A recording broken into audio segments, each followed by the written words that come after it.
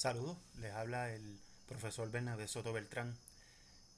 Con ustedes hoy en este nuevo año quiero, ¿verdad?, comenzar con un tema que me interesa y que estoy trabajando y que me desempeño en él también, y que sobre todo fue parte reciente de un panel que compuse con otros colegas sobre los retos y desafíos que tiene la educación a distancia. Y yo pues me fui un poco romántico, me fui un poco renacentista, recordando esos tiempos de nuestra historia, de esos tiempos de cambio, de esos tiempos de transformación. Y por eso es que llamo a esta presentación Educación a Distancia hacia un nuevo renacimiento. O sea que me voy romántico, me voy renacentista porque entiendo que la educación a distancia tiene más que dar y mucho que hacer, y sobre todo buscar la perfección y la calidad que necesita. Cabe señalar que esta presentación es básicamente una autocrítica. Cuando hablo de autocrítica, lo vamos a definir. Recordemos que estamos frente de un espejo, o imaginemos que estamos frente a un espejo, y vamos a ver o vamos a identificar esos posibles problemas. Pero no tan solo identificar problemas, sino que también buscarle soluciones a estos problemas, porque no todo se debe de ver bajo una lupa crítica negativa, sino que también hay que ver lo positivo de lo que se está criticando, ¿verdad? Dentro de esa autocrítica. Por eso es que definimos autocrítica en este caso, en esta presentación, como ese espejo, esa mirada profunda, ¿verdad? De reflexión para mejorar algo que ocasiona un problema, dándole, pues, o ofreciéndole, quiero decir, soluciones. Partimos de un punto de partida muy sencillo. Al igual que el Renacimiento, se partía, ¿verdad?, en determinar una nueva concepción del hombre y del mundo, y en este caso, en la era digital, en el siglo XXI, yo le añado la educación. ¿Por qué? Porque la educación tiene hoy más que nunca un rol importante para poder nosotros, ¿verdad?, satisfacer las necesidades que trae esta crisis, ¿verdad? De una manera de invención o de innovación. La educación entonces en este aspecto, para mí entiendo que, que es la adecuada, ¿verdad? O es el punto de partida junto con el mundo y junto con el ser humano para ser inclusivo, para nosotros poder trascender. Y más en este campo de la educación a distancia.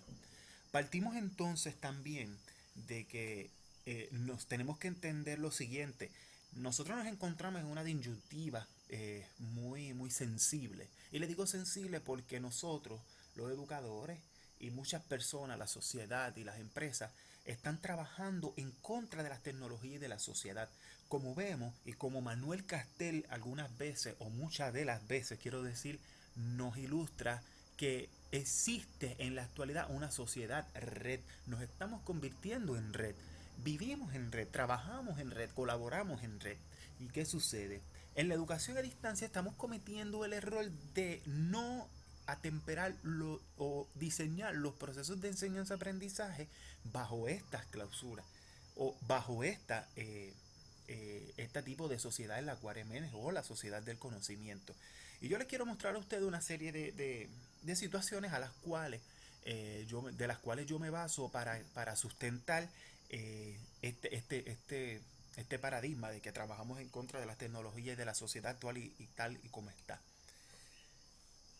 Yo, en lo personal, le llamo o problema cíclico, el problema cíclico de la educación a distancia. Seguimos metidos en un ciclo que no terminamos de salir, le buscamos mil soluciones, lo criticamos, lo analizamos, decimos que está sucediendo, pero realmente yo no veo que estemos avanzando para hacer algo productivo a favor de mejorar la calidad de este tipo de enseñanza. Y el primero es bien simple. El primer problema cíclico es que yo entiendo que los costos están muy altos. Tenemos que pagar grandes cantidades bajo dos plataformas, en este caso Blackboard y Moodle, que son las más conocidas, aunque hay un sinnúmero de plataformas, pero básicamente siempre estamos encajonados en esta. ¿Y qué sucede con este tipo de plataforma? Que muchas veces los costos son muy altos. ¿Y qué pasa?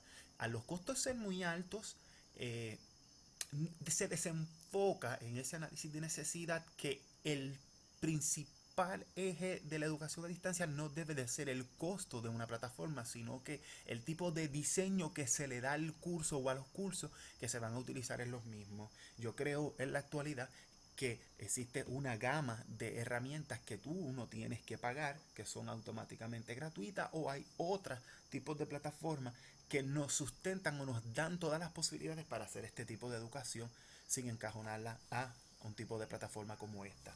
El segundo problema o el problema cíclico de la educación a distancia para mí reside en que estamos produciendo cursos en masa y esos cursos en masa no necesariamente son de calidad. Nos enfocamos en que hay que sacar cursos.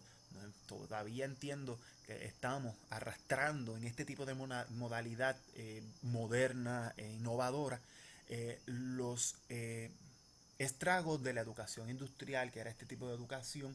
Siéntate estudiante en fila india y toma por sentado todo lo que te da el profesor.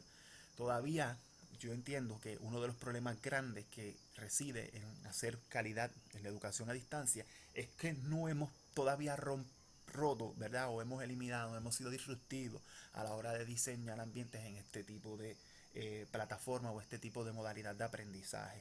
Y la producción de cursos en masa, grandemente entiendo que están afectando la forma de hacer este tipo de enseñanza. Otra es el miedo a la apertura del conocimiento. Tenemos un terror increíble a la hora de hacer que nuestros cursos en línea o a distancia se abran a la apertura del conocimiento y sobre todo se sustente de todo este conocimiento que cada día ejerce. Como vemos aquí, qué mejor ilustración que esta. Estos LMS nos encierran en un mundo donde solamente el profesor y el estudiante tienen la posibilidad de una manera lineal, y cuando digo lineal quiero decir que el estudiante se somete a un PowerPoint, a un PDF, si acaso a un foro, a un wiki mal hecho, etcétera. Y mi crítica grande es que ¿por qué tenemos miedo a este tipo de apertura del conocimiento? ¿Por qué otras comunidades de aprendizaje no pueden formar o pueden ser partícipes de estos cursos? Pero, como saben, son cursos totalmente cerrados. Otro grande problema es una creciente demanda de la educación superior que no está satisfecha. Vemos grandemente cómo estudiantes no se sienten satisfechos en este tipo de modalidad.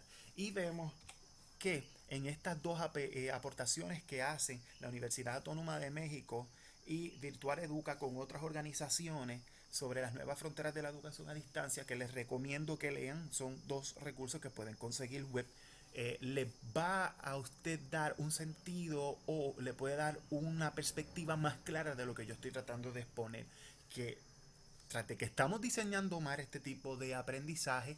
Nuestros estudiantes se están yendo porque no entienden que esos cursos satisfacen las necesidades de ellos o que ellos están buscando.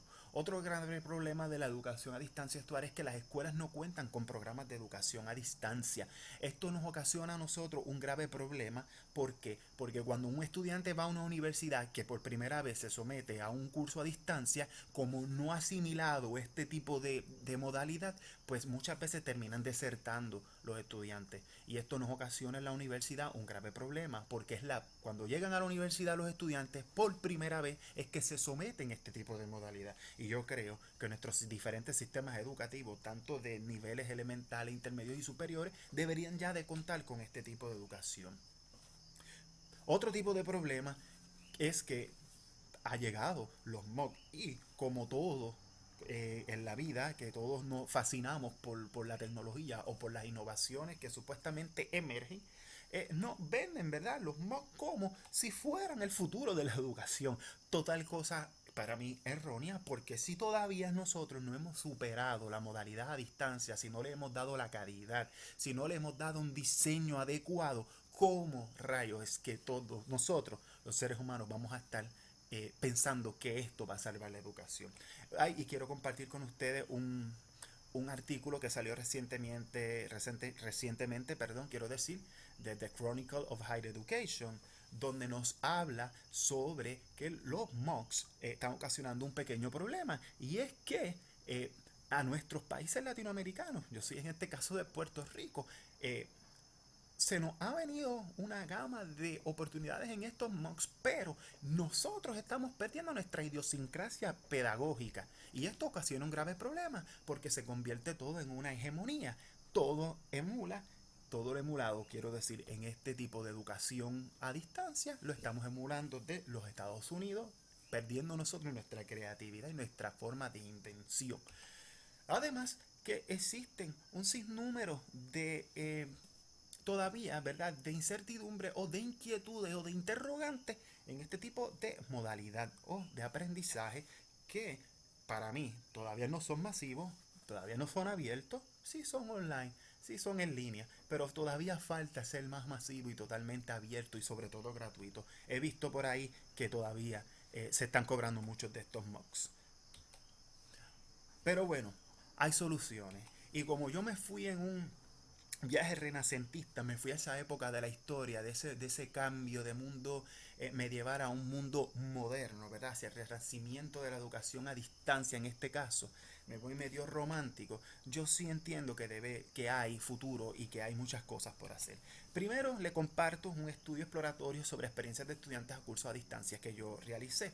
Y como ustedes ven ahí, donde reside la mayor preocupación de los estudiantes es en las estrategias pedagógicas y en la retroalimentación de los profesores hacia los estudiantes. El contenido, vemos, se encuentra en la web, la evaluación, los estudiantes están muy satisfechos y la integración tecnológica entienden que por estar en a distancia utilizan la tecnología, pero no necesariamente es así. Yo entiendo que debe de ser la tecnología el medio para cual llevar el curso, o sea, tú creas o tú demuestras tu aprendizaje por medio de la tecnología.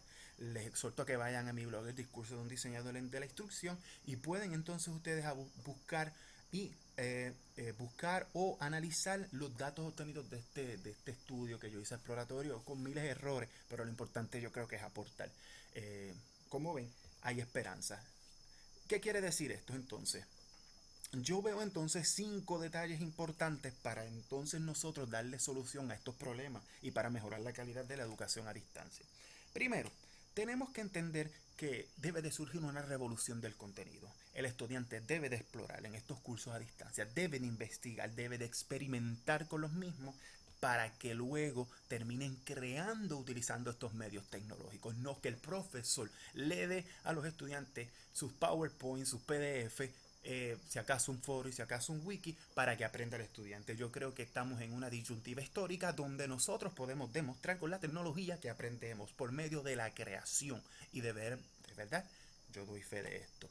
Lo otro, que los docentes deben ser parte del proceso del aprendizaje, deben de ser disruptivos, deben de romper el paradigma, deben de equivocarse, porque el miedo a la equivocación, el profesor no es el centro del aprendizaje, sino que quienes debe ser el centro del aprendizaje son los estudiantes y el docente debe ser disruptivo y debe de ser parte de ese proceso.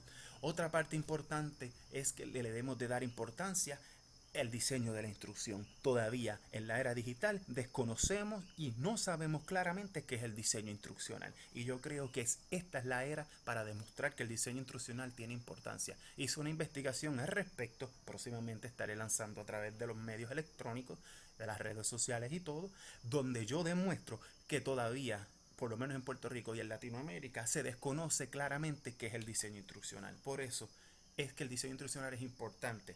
Otra parte que debe ser interesante para jugar con ella o experimentar, partiendo de la investigación luego, para luego adaptarla a su proceso de aprendizaje, es el aprendizaje dirigido en la solución de problemas auténticos. Hace poco tuve la oportunidad de trabajar con este tipo de estrategia pedagógica y excelente. En un mundo, para hacerles una síntesis, donde existen tantos y tantos problemas, ¿por qué no utilizamos entonces este tipo de modalidad para hacer educación de verdad? Lo próximo, aceptar el cambio de paradigma, la internacionalización de la educación, dejar el punto edu y dirigirnos hacia un punto com. ¿Por qué no todos debemos de tener un dominio? Es una necesidad de la era digital, así nos lo decía Jim Groom. No me queda de otra que decirles que espero que hayan disfrutado de esta corta presentación, de esta corta ponencia. Me pueden escribir a través de mi correo electrónico bernabesoto@gmail.com. Me pueden seguir por Twitter o pueden ir a mi blog personal. O me pueden comentar directamente a través de esta presentación en mi canal de YouTube. Espero que lo hayan disfrutado y que siga la disrupción y que colaboren y que compartan este conocimiento que quiero compartir con ustedes. Gracias.